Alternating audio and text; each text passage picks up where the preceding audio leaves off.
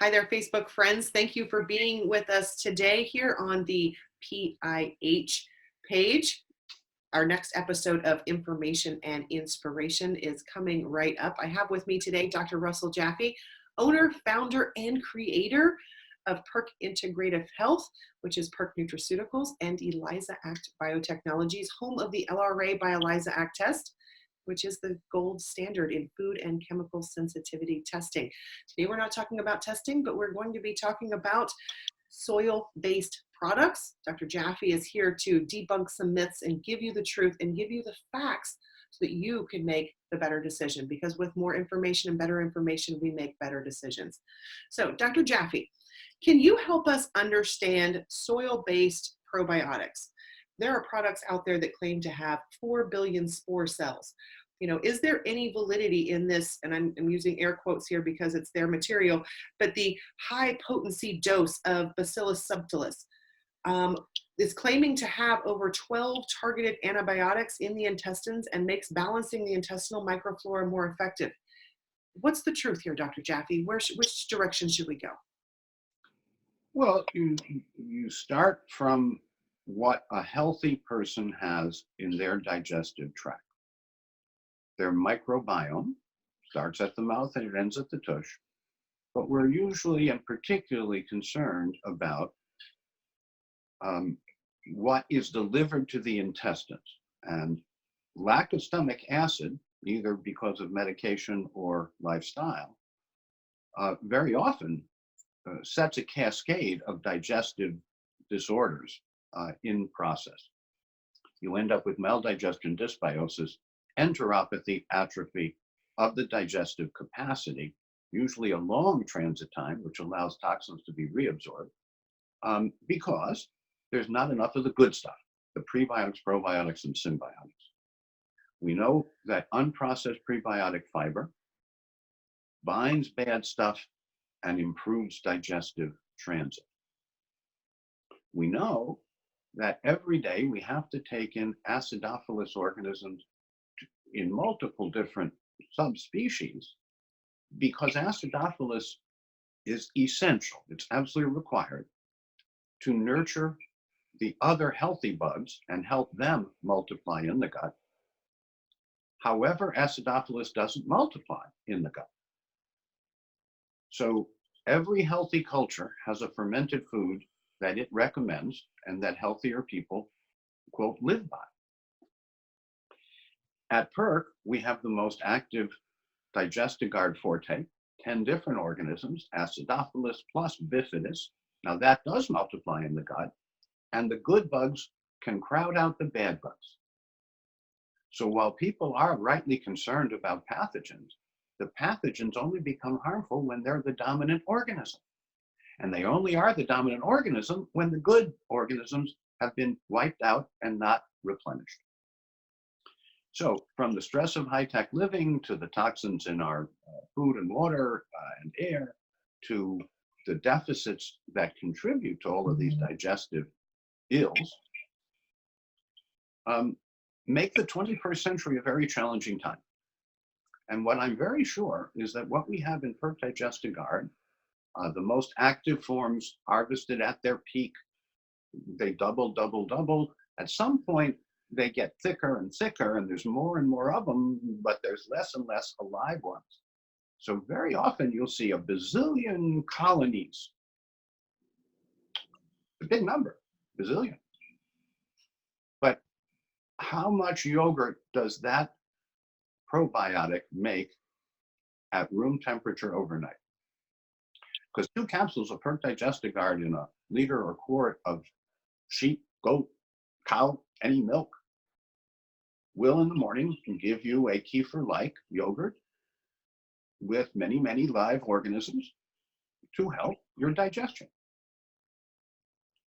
Now, about 20 years ago, there was a brief vogue because a study, a single study on a few people for a relatively short period of time, suggested that these soil spores, whether it be Bacillus subtilis or Saccharomyces boulardii, that these spores somehow activated the immune system which of course is very important and lines the digestive tract. Half of your immune system is called the Peyer's patches. That's the immune cells snuggling right up and helping to nourish the mucosa, the surface. And healthy people produce protective mucins and secretory IgA and other items to help keep large, that means reactive,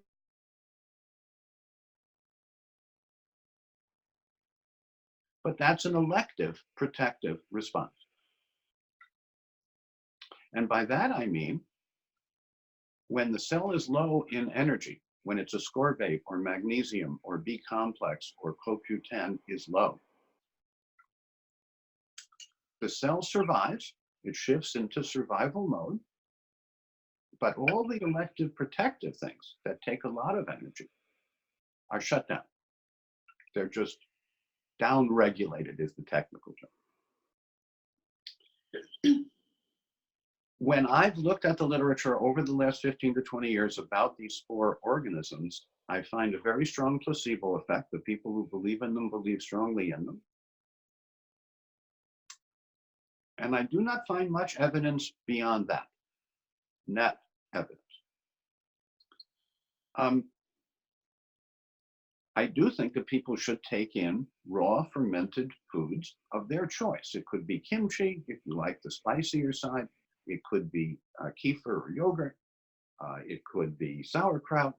It could be pickled vegetables that you make at home with rice wine vinegar and apple cider vinegar.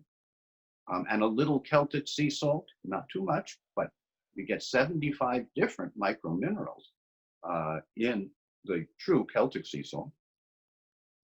So there are lots of ways of nourishing digestion in the way nature does it. Now, by definition, a soil organism is something that is meant to turn the soil into nutrients, in essence, like compost. And I think a lot of people, even some doctors, think of the digestive tract as a trash compactor, or at least the colon as a trash compactor. Those analogies are not true. These are very dynamic parts of the body, each with a function. And when you engage respectfully the way nature would heal you, and here I mean, there are some very large books that I do dip into regularly. Dr. Jethro Kloss, he was not a doctor, Jethro Kloss, and it's called Back to Eden. It's a classic book. There's the Nature Pure Encyclopedia by Dr. Lindlar that Bhante Dharmawara introduced me to, and others. My synthesis of all of it is nature nurtures you through wholeness. That means what you eat and drink, think, and do are really important, and particularly so with regard to your prebiotics, probiotics, and symbiotics. And the reason that we say in one sentence, prebiotics, probiotics, and symbiotics, is that you need healthy amounts of each of those categories. 40 to 100 grams a day of unprocessed fiber. 40 to 100 billion healthy bugs. More is okay, because the good bugs crowd out the bad bugs and prevent the harm. An example, I've been on many international meetings where, quote, everybody got the revenge of wherever it is, you know, they all had diarrhea because of food poisoning, food intolerance, food this, food that, except me. Because I double or triple my Digesti-Guard intake because of the stress of travel, etc. And I do my best to stay hydrated, but that means 8 ounces every hour you're on a flight. And if you can bring your own water. I think they let you do that. You can buy it in the airport. Staying hydrated, especially in a dry place like an airplane, where you're breathing everybody else's air, is a smart thing to do and reduces your risk. So I I think soil microorganisms, the spores present in very large amounts, do have an impact on your immune system. But the very people who need to correct and restore their digestion usually have an exhausted immune system. They don't need to overstimulate or to further stimulate their immune responses.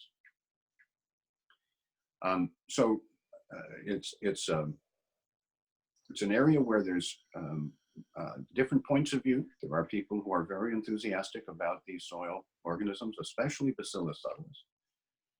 But having studied Bacillus subtilis when I was in charge of the microbiology lab at NIH in the 1970s, I can tell you we know a lot about Bacillus subtilis, and it's okay to have some of it in your gut, but you don't need it as the dominant organism.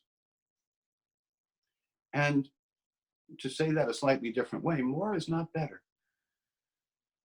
It's the Goldilocks scenario. In biology, it's almost always the Goldilocks scenario. Not too much, not too little, just right is just right. And then the corollary, the bonus information, is that in biology, it's almost never one thing. It's a ratio, it's a balance.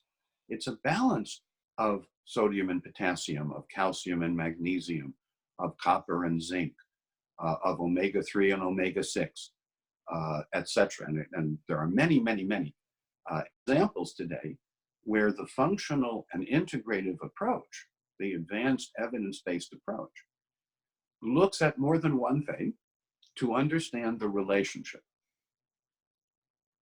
Thank you. Thank you for that, Dr. Jaffe. And I really love that you brought up the bazillion or gajillion, I don't remember which number you used, of bugs in capsules that we can see out there. And I quote you quite frequently when I was first learning about the microbiome and learning about the PERK products that were the solutions for digestive issues. You looked at me one time and I had asked a question about a particular product and the bazillion CFUs that they claim to have. And you looked at me and you said, Melissa, you can fit a lot of dead bugs in a capsule. Right. And that really stuck with me all this time is, the difference is, are we looking at dead bugs or are we looking at live that can actually do something for the body? And I love that that's what PERK is about. That's the basis for our PERK promise and our money back guarantee and so many other benefits that practitioners and then their customers, their clients and patients receive down the line. So thank you very much for being with us, Dr. Jaffe. Always a pleasure.